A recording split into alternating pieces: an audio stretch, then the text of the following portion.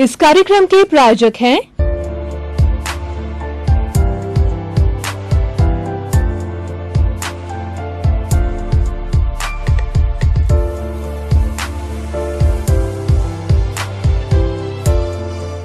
दर्शकगण, श्रोतागण, भाई और बहनों, चैनल 24 न्यूज़ प्लस के मनमोहक कार्यक्रम पुनरुत्थान, जो कि जीवन निर्माण का कार्यक्रम है, हमारे चिंतन को बढ़ाने वाला कार्यक्रम, उसमें आप सभी का स्वागत है, अभिनंदन है, सत्कार है।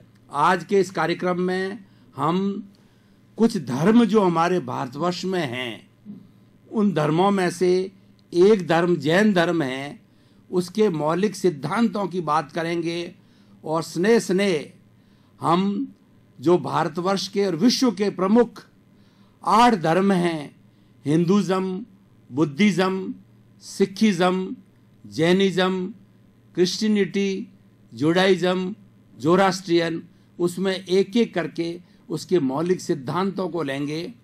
मौलिक सिद्धांतों को लेने का मूल अर्थ ये है कि वह धर्म इस समाज को, इस देश को और विश्व को क्या दे रहा है, क्योंकि ये 8वां ही विश्व के जो धर्म हैं वो सनातन हैं, बहुत ही प्राचीन काल से चल रहे हैं। उनकी पूरी एक फिलॉसफी है, उनका एक दर्शन है, उनकी तत्व मीमांसा है, उनका आचार मीमांसा है, उनकी ज्ञान मीमांसा है, यानी पूरा एक सिस्टम है, पूरी एक आइडियोलॉजी है। तो मैं जैन धर्म के मौलिक सिद्धांतों के बारे में बताना चाहूँगा कि जैन धर्म है वह भारत का धर्म है। जैन और बुद्ध भारत में ही बिहार की भूमि पर पैदा हुए हैं।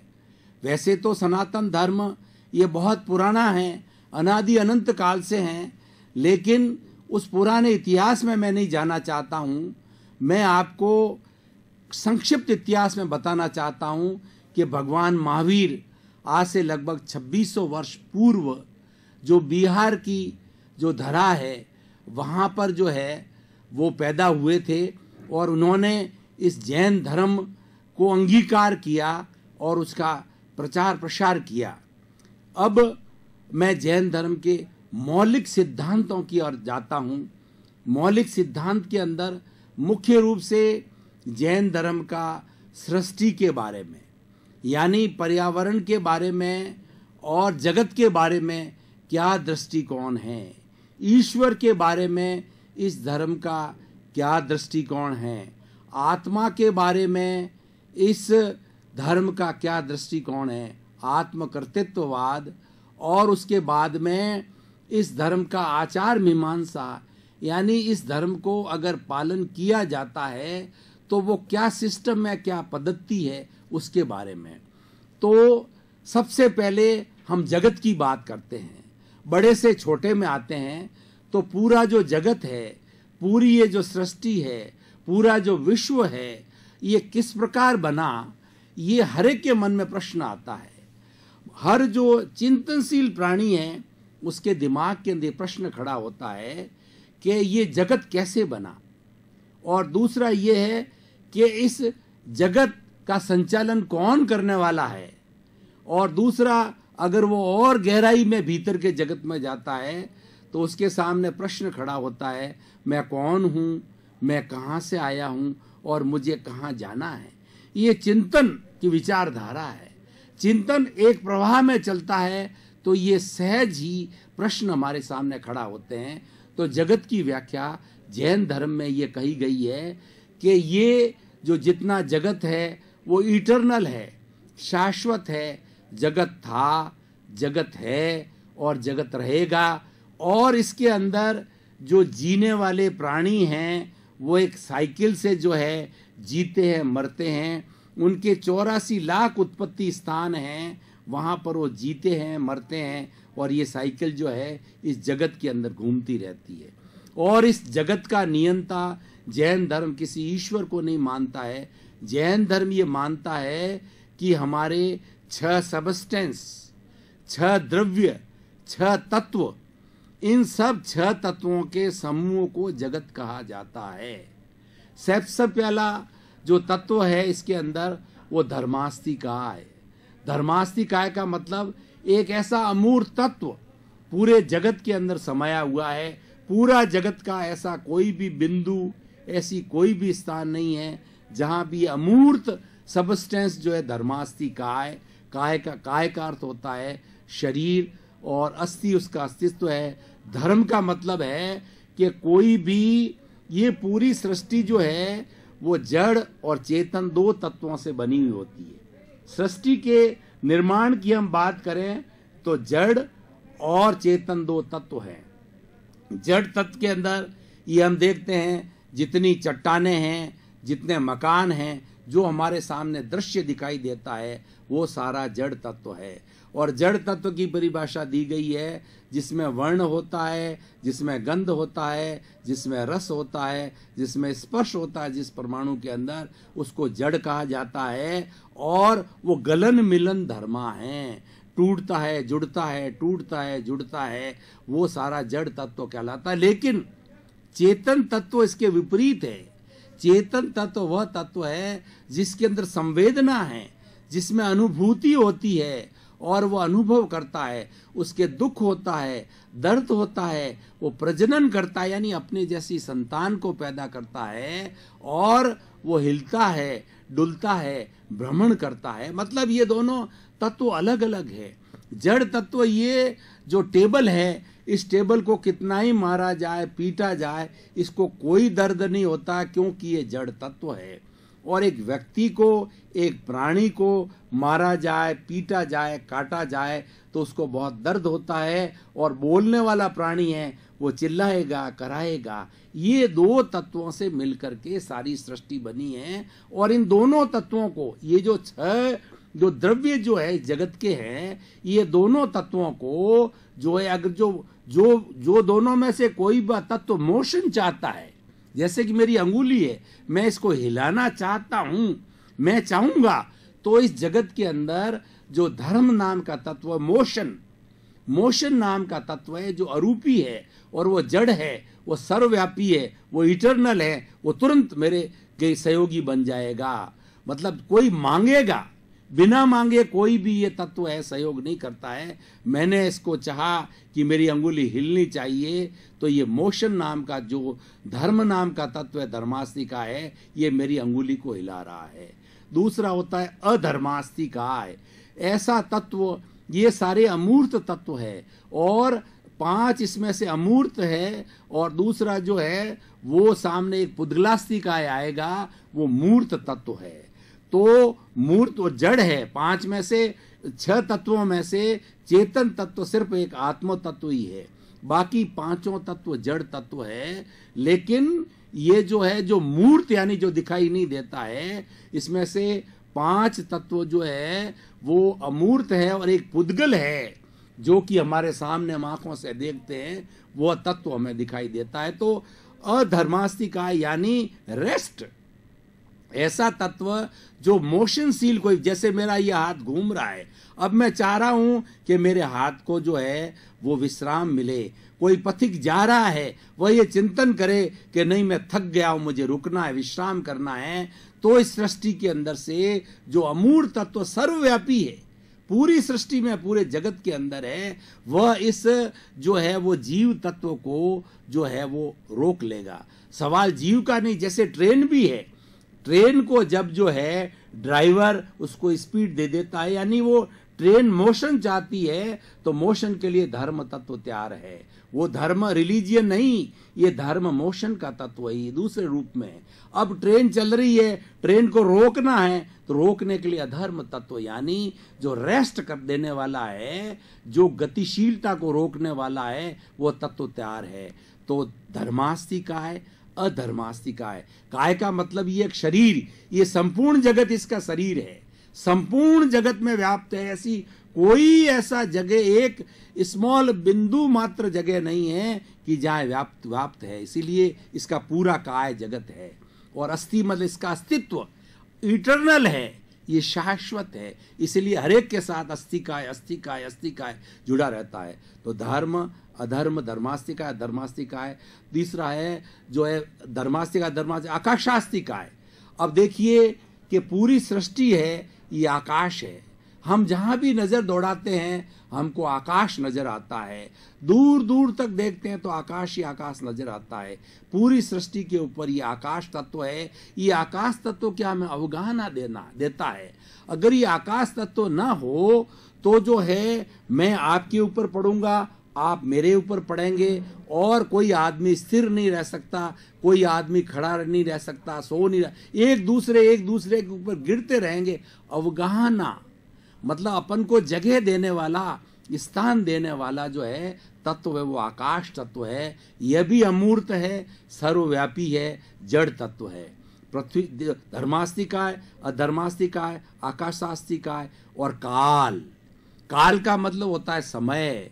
सबसे छोटा से छोटा समय ये वर्तना देता है, यानी ये ड्यूरेशन देता है। सबसे छोटा छोटा सेकंड, उसके बाद मिनट, उसके बाद घंटा, घंटे के बाद में दिन, फिर रात, फिर साल, और इसमें युग और ये सदियां, ये सारा कैलकुलेशन जो है ना ये काल तत्व देता है। ये काल तत्व हमको दिखाई नहीं देता है। इसमें से जो है पांचों तत्व मैंने बताया अमूर्त दिखाई नहीं देते हैं। सिर्फ उद्गल है जिससे ये सृष्टि बनी हुई दिख रही है। मेरा शरीर है, ये ट्यूबलाइट है, ये कैमरा है, ये टेबल है, ये कंप्यूटर है, ये सब जो दिखाई दे रहे हैं ये पुद्गल हैं। और बाकी पांचों तत्व अमूर्त हैं जो आकाश तत्व है। तो धर्मास्तिका है, धर्मास्तिका है, आकाशास्तिका है, काल। अब आता है पुद्गलास्तिका है, यानी पुद्गल। इसका छोटा से छोटा परमाणु है। जैन धर्म ये कहता है कि परमाणु की डेफिनेशन ये है कि एक ऐसा तत्व है, एक ऐसा पौद्गलिक वस्तु है जिसके और टुकड़े नहीं हो सकते हैं। बस ये लास्ट टुकड़ा है, इसका कोई टुकड़ा नहीं है। और दूसरा ये अभेद्य है, ये पूरी सृष्टि में कहीं भी चला जाता है, दिखता इतना सूक्ष्म है कि किसी भी इंस्ट्रूमेंट के द्वारा, माइक्रोस्कोप के द्वारा दिखाई नहीं देता है, लेकिन पूरी सृष्टि के अंदर ही घूमता है। और कई परमाणु मिलकर के स्कंद बनते हैं, और बड़े स्कंद से जो है हमारी ये चट्टानें बनती है, और पूरे बिल्डिंग बनते हैं, और पत्थर बनता है, और सारी चीजें बनती है। तो ये पुद्गल है। पुद्गल गलन मिलन धर्मा है, टूटता है, जुड़ता है, सोना है, कभी जाकर के मिट्टी में बन जाता है। हमारे विज्ञान जो 108 तत्व जो अभी तक जो है, जैसे कि सोडियम, कैल्शियम और आपका फेरस, इस तरीके से 108 तत्व है ना, ये सब रूपांतरण होता रहता है।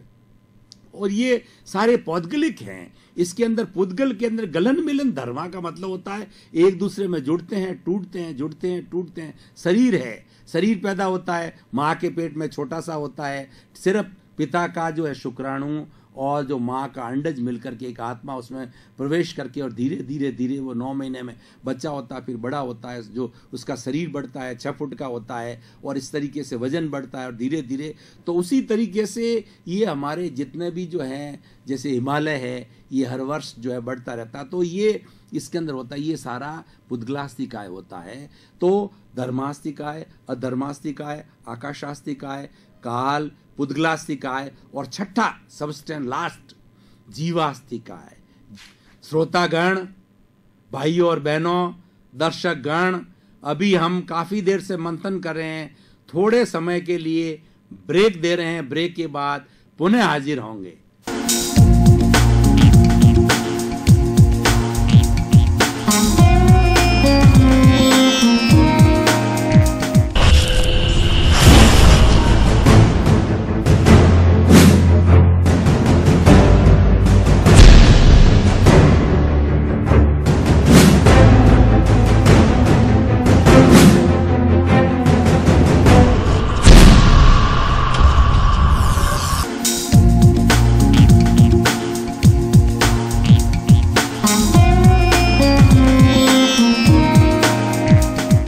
भाइयों और बहनों, श्रोतागण, दर्शकगण, कुछ समय का ब्रेक लेकर के हमने अपने मस्तिष्क को फ्रेश किया।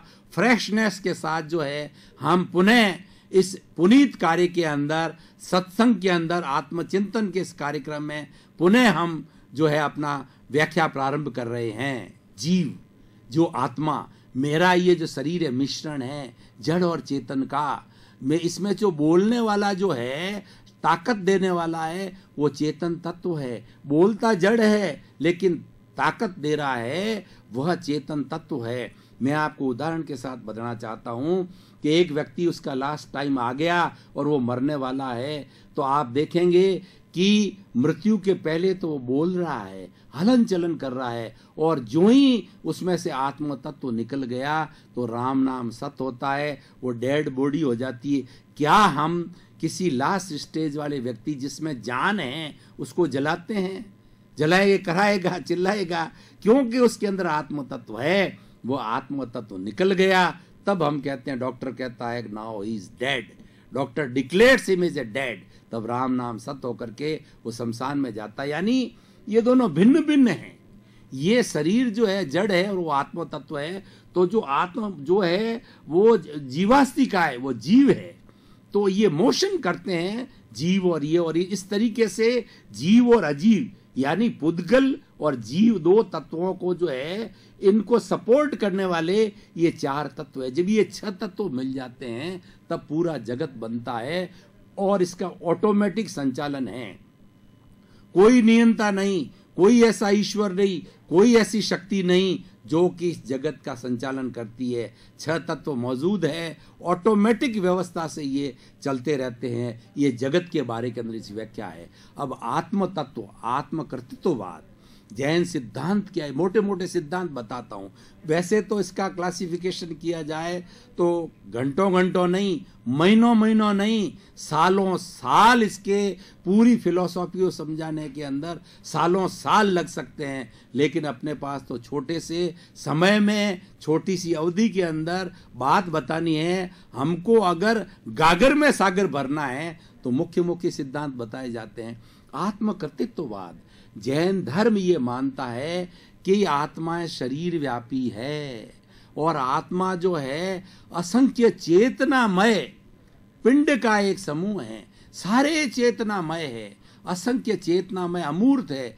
आत्मा अमूर्त है और आत्मा इटर्नल है। ये जलती नहीं, मरती नहीं, कटती नहीं।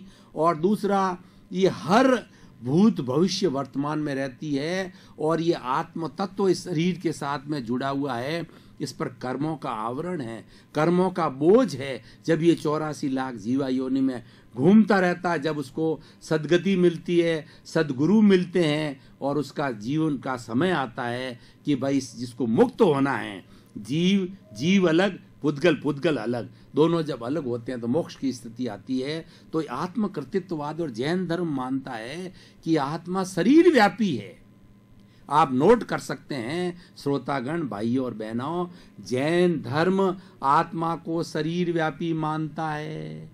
मेरे शरीर के जो है वो सिर्फ एक जो है वो माइक्रोमीटर के बाहर आत्मा नहीं है। जहां जहां पर चमड़ी है वो भीतर। और दूसरा, ये शरीर व्यापी का अर्थ ये कि यही आत्मा, अगर इसको हाथी में, आत्मा वही है लेकिन हाथी के अंदर इसको जन्म लेना है तो ये हाथी में जाकर के ये आत्मा फैल जाती है। वो परमाणु बढ़ जाते हैं उसके, क्योंकि असंख्य परमाणु हैं जिसकी संख्या नहीं है। वो कीड़ी चींटी वाला आत्मा हाथी में बढ़ जाता है। और अब साइनोसार जो बड़ा जो बन जाता है दैत्य रूप में, वह भी बड़ा से बड़ा जो बन जाता है, वही आत्मा अपने परमाणुओं का विस्तार करती है, लेकिन शरीर में विस्तार करती है, विभू नहीं है।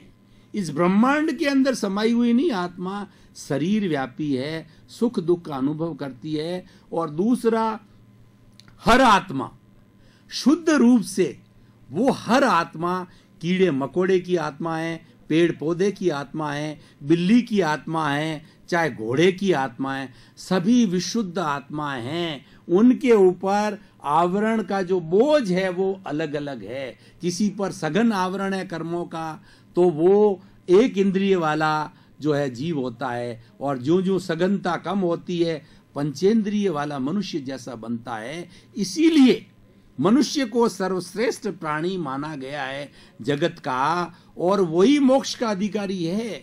क्योंकि उसके पास इतना पावरफुल दिमाग है। उसका अगर सदुपयोग करे, वो दिशा बदले, सत्संग में जावे, सद दिशा में जाए, आत्म कल्याण की दिशा में जाए, तो इस मनुष्य भव से ही जो है ये आत्मा छूट करके मोक्ष जा सकती है। ये आत्म कर्तृत्ववाद की बात है।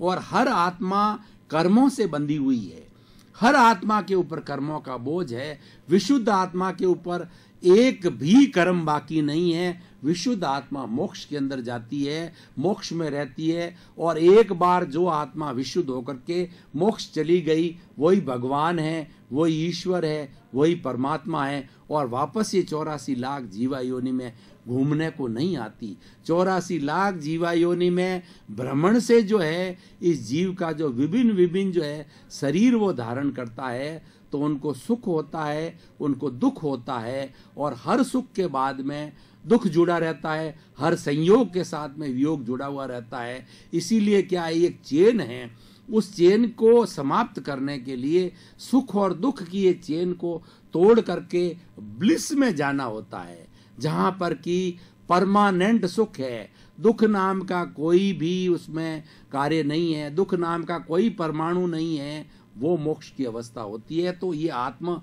कर्तृत्ववाद है। तो मैंने जगत की व्याख्या की और ईश्वर की व्याख्या की। ईश्वर वह है शुद्ध आत्मा जो सारे कर्मों का आवरण समाप्त कर देती है, वह ईश्वर है। वह ईश्वर मोक्ष में चला जाता है, वह अरूपी होता है। उस ईश्वर के कोई शरीर नहीं है, लेकिन एक आदर्श है। हर एक के सामने आदर्श है, हर आत्मा के सामने वो आदर्श है कि मुझे वो ईश्वर बनना है। और हर आत्मा ईश्वर बन सकती है।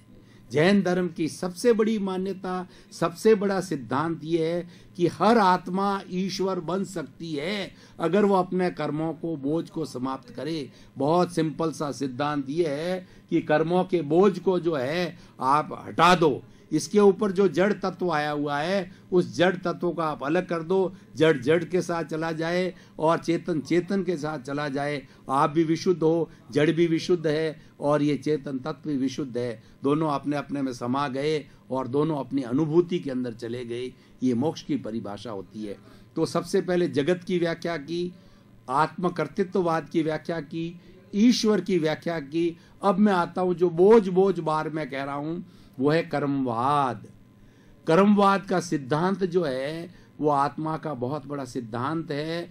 और सिर्फ जो है जैन धर्म का नहीं, संपूर्ण धर्म, संपूर्ण दर्शन, दर्शन उसे कहते हैं जो सिद्धांत को दर्शन कहा जाता है। और उस सिद्धांत का पालन करने वाला जो सिस्टम है, जो व्याख्या है, जो तरीका है, उसको धर्म कहा जाता है। पुराने समय में एक ही धर्म था, लेकिन मतलब एक ही शब्द था, लेकिन ज्यों-ज्यों आदमी में, व्यक्ति का बुद्धि का विकास हुआ, ज्यों-ज्यों गहराई में गया गया, तो धर्म के साथ दर्शन मिला। फिलॉसफी जीव और जगत का जो व्याख्या करता है, सिद्धांत देता है। सिद्धांत अपनी जगह है, सिद्धांत का पालन कैसे करें, यानी थ्योरी और प्रैक्टिकल जो है वो दर्शन थ्योरी है और धर्म है, प्रैक्टिकल है। मतलब उस थ्योरी को अगर हम प्रैक्टिकल के रूप में धारण करें तो थ्योरी और प्रैक्टिकल मिल करके हमारा जो साध्य है, हमारा जो गोल है, हमारा जो टारगेट है, उस हम टारगेट को जो है प्राप्त कर सकते हैं। भाइयों और बहनों, श्रोतागण और दर्शकगण, इस पुनरुत्थान जो चैनल 24 न्यूज़ प्लस का मनमोहक कार्यक्रम जो आप लगातार प्रतिदिन सुन रहे हैं और आपको आनंद की अनुभूति हो रही है, और मुझे आपसे ज़्यादा आनंद की अनुभूति हो रही है, क्योंकि मुझे ये लग रहा है कि आप मेरी बात को ध्यान से सुन रहे हैं, ग्रहण कर रहे हैं। जब श्रोता वक्ता की बात को ग्रहण करता है, उससे आकर्षित होता है, तो संतोष होता है वक्ता ग्रहण को। तो मुझे बहुत संतोष है। तो आज हम इस आत्म मंथन के कार्यक्रम जो हमने जो किया है, उसका यहीं पर हम समापन करेंगे। पुनः आगे के समय के लिए मिलेंगे। आपका स्वागत, अभिनंदन।